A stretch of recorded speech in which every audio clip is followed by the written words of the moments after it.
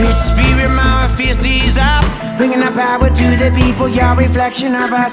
Some of your people can't hear it, the cries of the earth. Some of your people can't feel it, the way that it hurts, and it hurts. Great Spirit.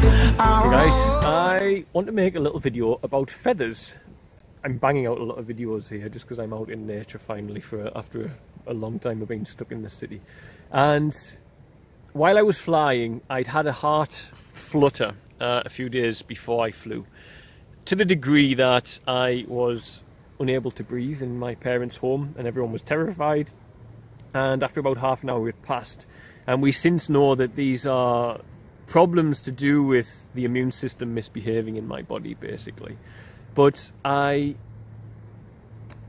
still here. I survived it, of course, and these toxic shocks and immune problems and mast cell activation are a pain in the arse, but at the same time they are a good way for God to re-establish his presence in your life.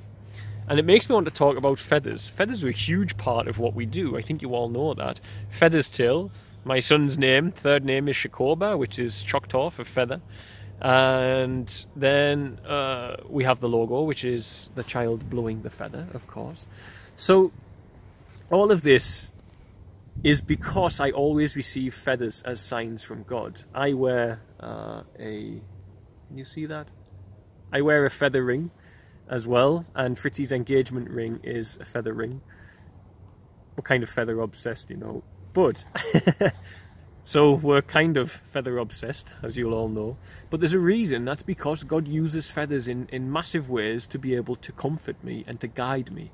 So the best example I always use is the first ever child we helped in Tanzania, Faraji, who still lives with us at Feathers Tail. Well, it's at boarding school, but him and his mother still live with us. He was in a lot of trouble, and he was being sold into child labour by a man who had dominated her mother and her disabled daughter, Nema, who passed away about a year ago now. May she rest well. And you always know when you've got grief you haven't dealt with when you mention it and it gets you.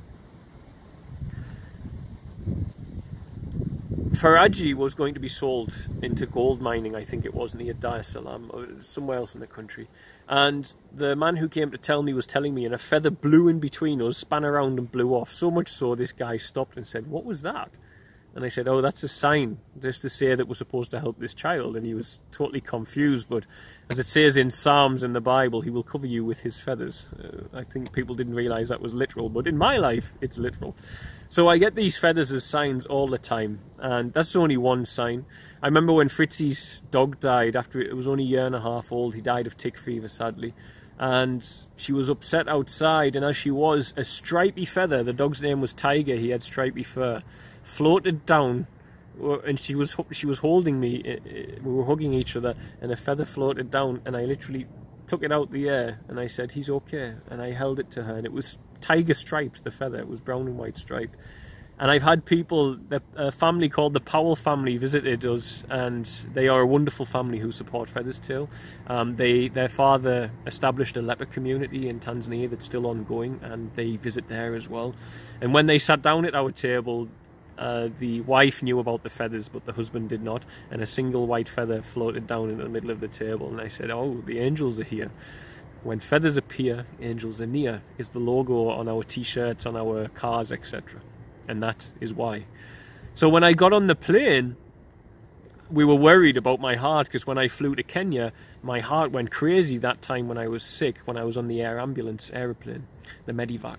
So I was concerned about that, naturally, and we were wondering if I was going to have anything triggered within me. We sit down, and to the right of the chair, I've got photos and footage, I posted on my Instagram, you might have seen it, there was a man sat, and a white feather was stuck to his shoulder right in front of me where I was sitting, and I looked at Fritzy and I pointed and I said, "Hey, everything will be okay." And it totally calmed me down for the flight, and I was just fine for the whole of the flight. I have any concerns, I didn't have any concerns, I wasn't worried anymore, it was just fine.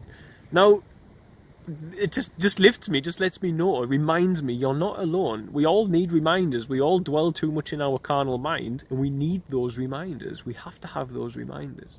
So I had those reminders anyway, and I'm grateful to Spirit for bringing them to me.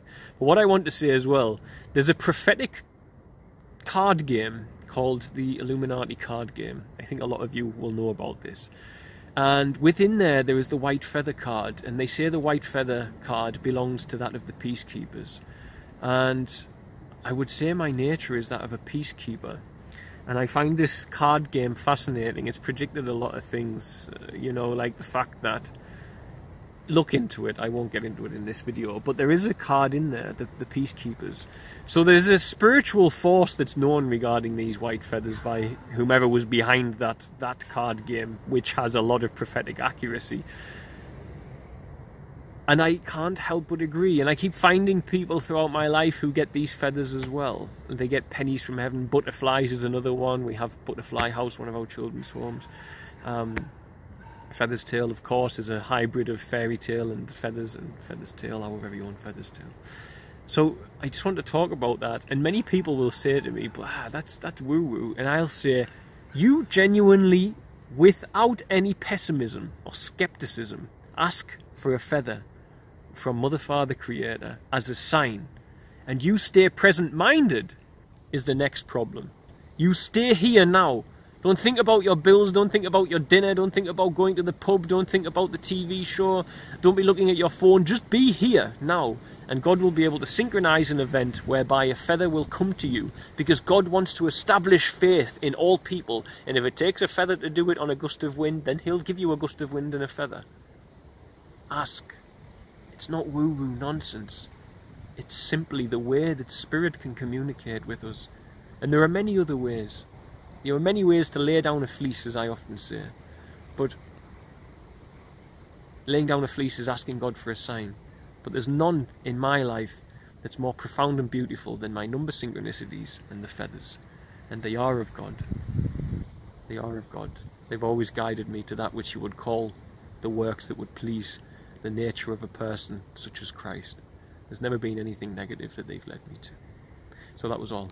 I love you all, and I'll see you in the next video.